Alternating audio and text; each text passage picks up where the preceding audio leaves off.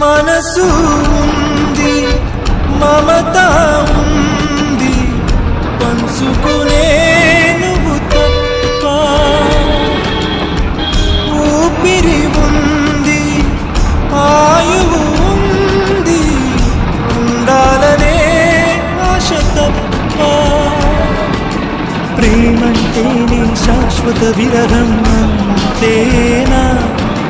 ప్రేమిస్తేనే సుదీర్ఘ నరకం నిజమేనా? ఎవరిని అడగాలి నన్ను తప్ప?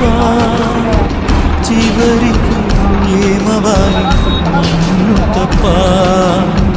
నువ్వంటే ప్రాణమని, నీతోని లోకమని, నీ ప్రేమే లేకుంటే బ్రతికేది ఎందుకని?